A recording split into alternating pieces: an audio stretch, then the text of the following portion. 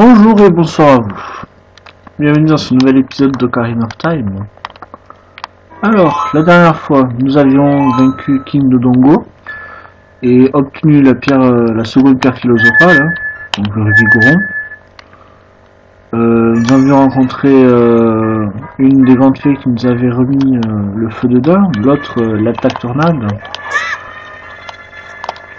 Et là, aujourd'hui, on va aller récupérer le champ d'Epona, qui nous servira plus tard dans la quête, donc autant pour l'astuce des vaches que je vous ai donné dans l'épisode précédent que la prochaine chose elle-même, enfin je ne vais pas tout spoiler non plus, hein. Mais c'est un champ qui va servir plus tard, en tout cas, ça c'est sûr. On n'est pas obligé de l'avoir maintenant, moi je vais le chercher maintenant parce que j'ai un peu de temps. Mais voilà.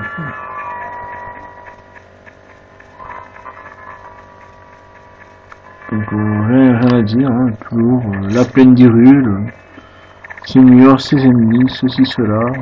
Bon, on peut l'entendre derrière justement. Voilà.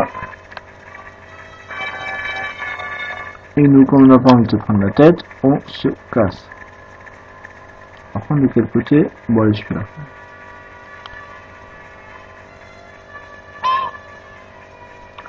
La vie et ses appels. Ça ne me manquait absolument pas.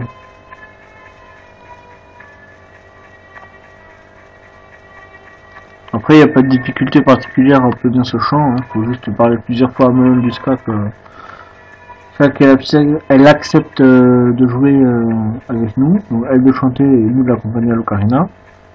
Et là, on obtient le chant d'Epona.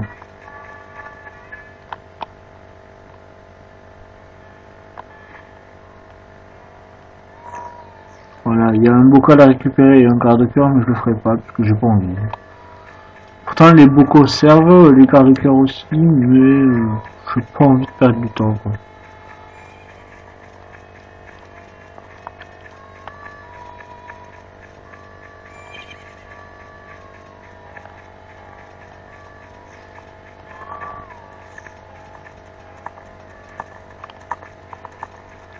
Heureusement. Je ne me suis pas fait écraser. Voilà. Je vous laisse les dialogues et on se retrouve après, comme d'hab.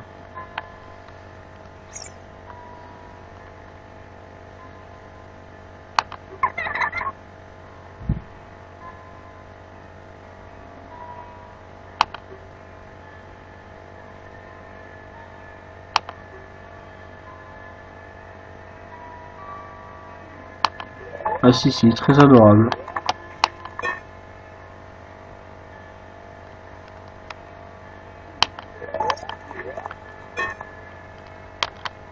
C'est toujours pas le bon moment.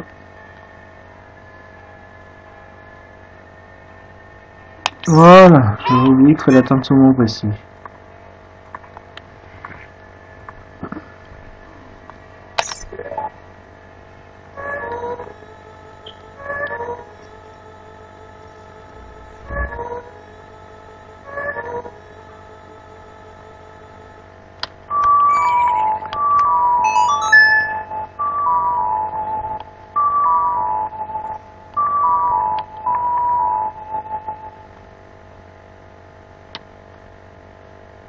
Et voilà, on obtient le champ d'Epona.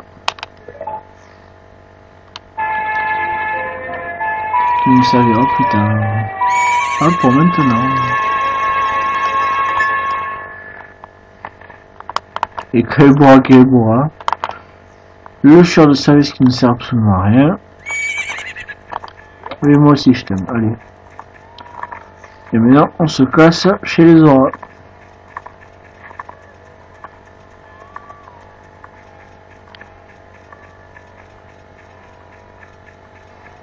Donc les quêtes annexes ne se feront pas, j'aurai pas la grosse épée du Bigoron. Il y a plein de trucs comme ça, j'ai juste pas envie, quoi. Voilà. Et puis Ruby, hein, histoire de...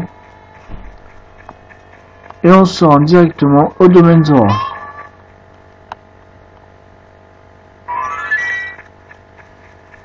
Alors c'est...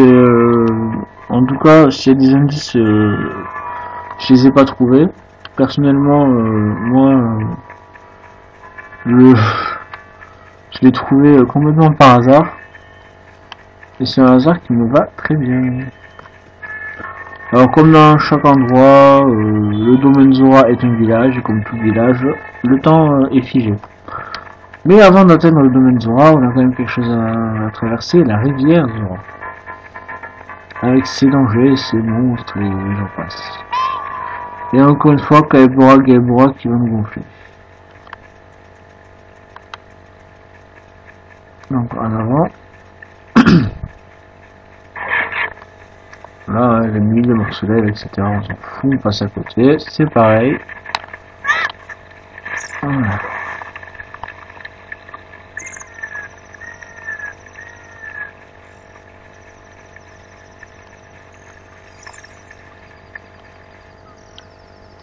Après, c'est pas parce que c'est la nuit qu'en termes de lisibilité on perd. Hein. Je veux dire, c'est vraiment pareil. C'est un peu comme s'il y avait des lampadaires allumés, honnêtement.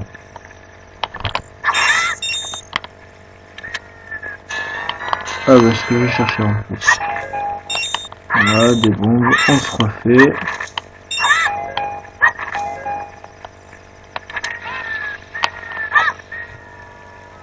Une bombe reste en l'air, super.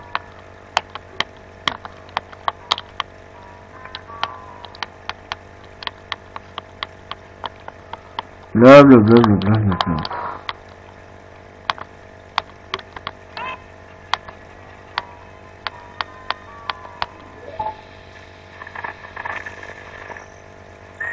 Super, j'ai niqué une bombe pour rien. Merci connard, bon. Pas grave, hein. Je coupe des pommes pour en avoir d'autres. C'est tout à fait logique, on est dans Zelda, après tout.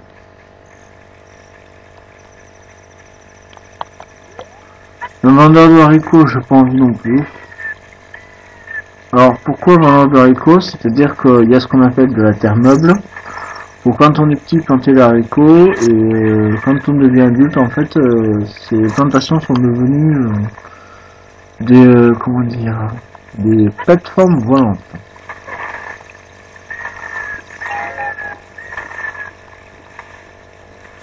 Voilà. Merci l'araignée.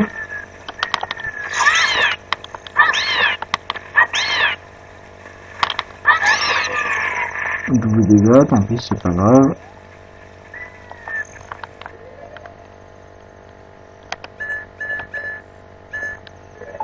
De toute façon, le seul bocal du jeu que je vais récupérer, voilà.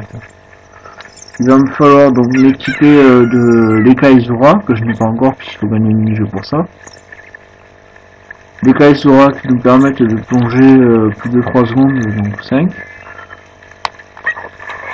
Et tant que j'aurai pas cette écaille, je pourrai pas avancer dans le jeu. Alors, elle sert pas beaucoup, elle sert des fois, c'est pas une obligation de l'avoir, mais c'est mieux quand même. J'ai pas tellement envie de me taper tout le chemin jusqu'au lac Via, et tout ça, c'est beaucoup trop loin. Voilà, quart de cœur qu'on aura plus tard. Je vais juste vous montrer, ça sert à rien. Voilà. Donc je suis tombé. Alors, Gaebora me disait qu'il fallait se présenter comme étant un ami de la famille royale. Et comme avec Darwinia, pour ouvrir la porte, c'est simple, Ocarina. Et voilà.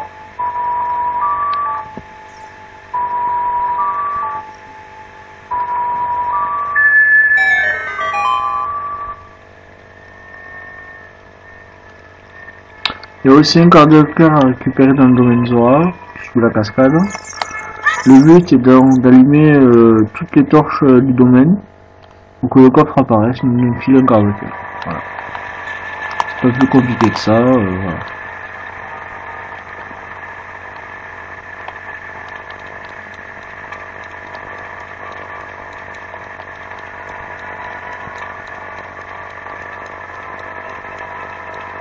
Donc là on va faire le fameux mini-jeu.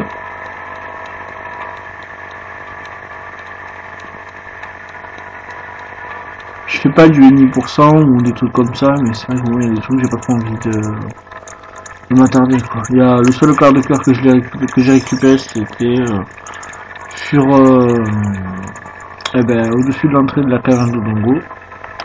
Juste parce que c'était amusant, mais sinon voilà quoi. Voilà, le but c'est de ramasser tous les rubis qu'il va jeter en même temps donné. Donc c'est parti. Et en moins d'une minute s'il vous plaît. Alors c'est pas difficile hein, honnêtement. Alors à moins d'avoir des grippins à chaque main, mais sinon voilà, c'est vraiment facile.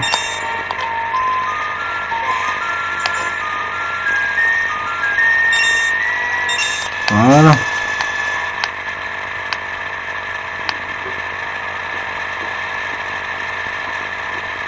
Et c'est là qu'on va avoir les Kaizora. Alors il existe une écaille d'or dans le jeu aussi. C'est chez le pêcheur. Alors je sais plus si c'est un étant adulte ou un étant grand, il me semble que c'est un étant petit. Un étant adulte ou un étant grand, pardon. Je voulais dire un étant petit ou adulte, voilà. Qu'on obtient l'écaille d'or, c'est-à-dire qu'on ait pêché le poisson le plus lourd de tout le lac. Après moi perso j'ai jamais réussi, donc je l'ai jamais eu. Et puis c'est pas une écaille obligatoire, hein, je veux dire.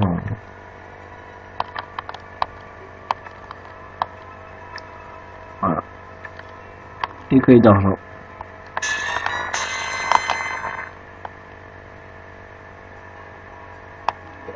Voilà.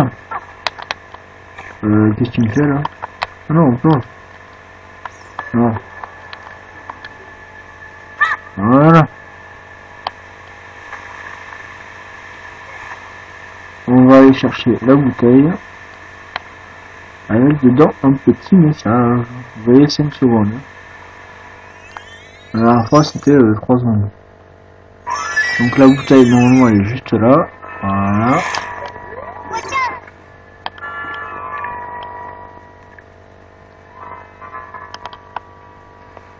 Ah punaise.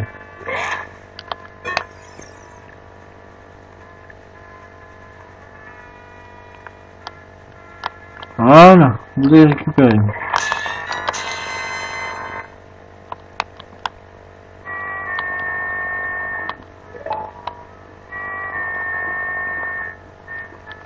Et on repart.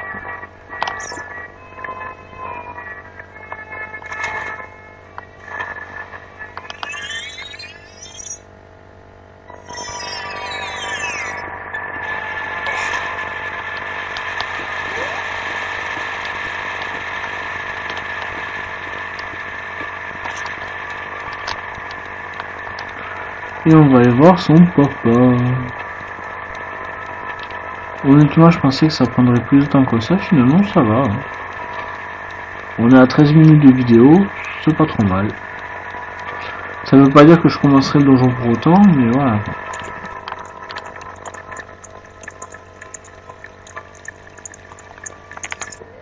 Voilà, alors son père, hein, le gros roi Zora. C'est bien. Yes. Heureusement que j'ai pas tenté un speedrun de ce jeu parce que je me serais lamentablement vautré. Je laisse le dialogue.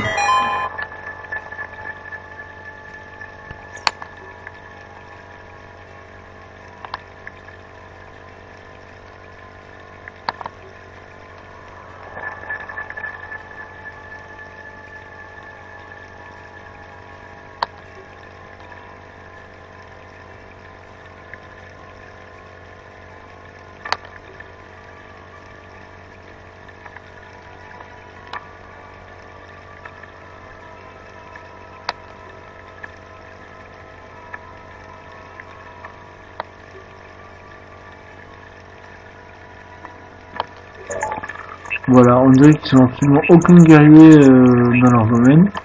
Donc ça va être à moi de me taper la salle de menu.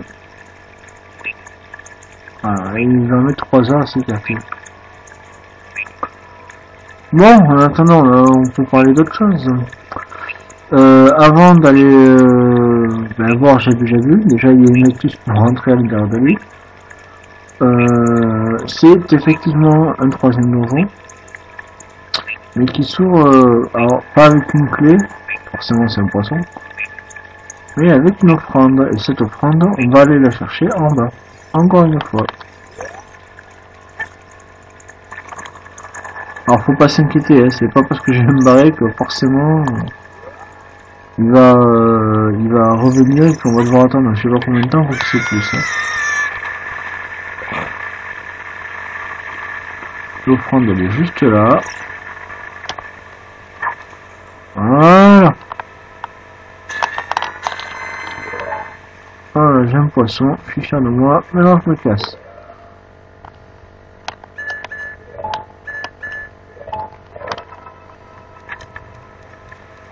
Alors, pourquoi j'ai équipé les bombes? C'est simple. Il y a une grande fée au domaine Zora. Alors, je sais pas si on peut l'atteindre étant petit. Il me semble, mais j'en suis pas sûr, qu'en utilisant les bombes, on peut péter le mur. Donc on verra. Disons qu'il y a certaines choses qui servent et d'autres pas. Ou qui servent moins, on va dire. C'est bon, dans Zelda, chaque objet, chaque grade, chaque chose a son utilité. Après, ça à nous de nous en servir ou non. Donc, à voir. Donc voilà, hein, en haut de la cascade, le gros j'ai vu qui, quand on rentre à l'intérieur de lui, ne me demandez pas pourquoi, c'est encore plus grand. Très très très spacieux, hein, comme j'ai vu. Cache bien son jeu. Ça fait presque penser à Enfer et Paradis, quoi, les formes de réduction. Si vous connaissez le manga, hein. Si vous ne le connaissez pas, je vous invite à le regarder, il est très bien. C'est un excellent shonen. Après, on aime ou on n'aime pas, chacun y juge. Voilà, donc l'ouverture est censée être ici. Moi, je fous des bombes. Une bombe, j'ai dit. Ici. Et on va voir. Parfait. Rien à dire. Ça s'ouvre correctement. Et voilà. On peut donc aller voir la grande fée.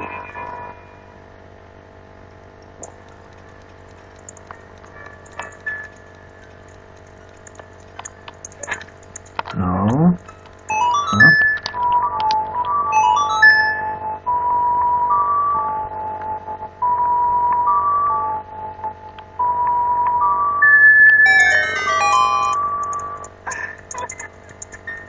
Et comme d'hab, je laisse les dialogues. Link a encore son aspirant en main, super. Ah, les fées, autant que Navi, qui ont traumatisé toute une génération de joueurs.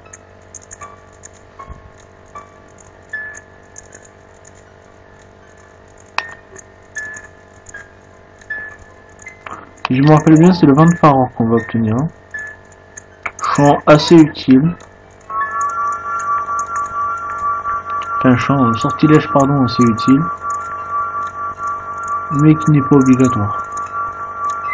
Là je récupère pour le fun, histoire d'avoir l'objet, mais voilà quoi.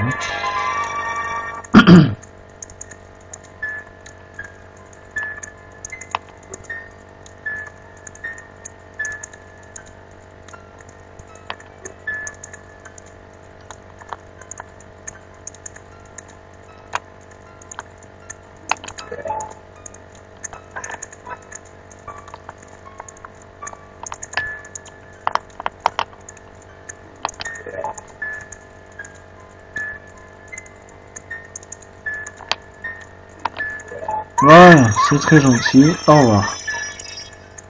On va dire que cet objet sert autant que la flèche de glace. Alors perso, j'ai pas trouvé d'utilité à la flèche de glace, hein, donc je n'en sers jamais. Et qu'elle n'est pas obligatoire à récupérer pour finir le jeu, mais voilà. Et donc là, on va rentrer dans le grand Jabu Jabu. Le dieu protecteur des Zora. On a même envie de manger du sushi, tiens.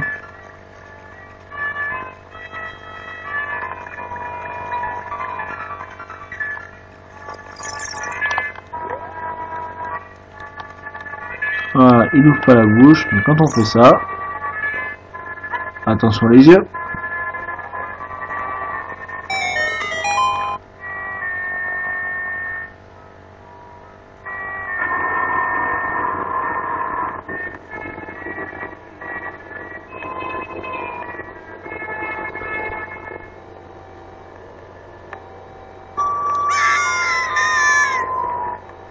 Voilà.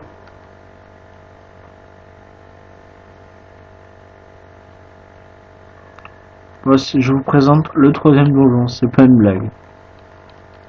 Comme je vous disais que l'intérieur était plus grand que l'extérieur.